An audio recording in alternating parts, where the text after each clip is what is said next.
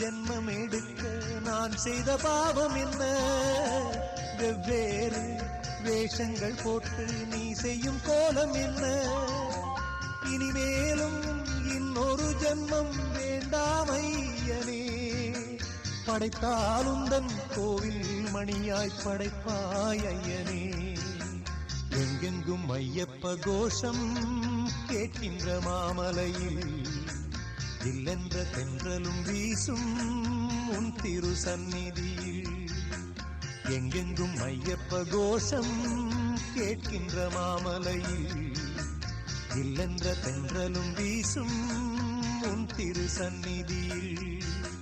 எப்போதும் உன்முகம் பார்க்கின்ற ஆசை ஐயப்பா. என்னாலும் வந்து அணைப்பது உந்தன் கையப்பா. எப்போதும் உன்முகம் பார்க்கின்ற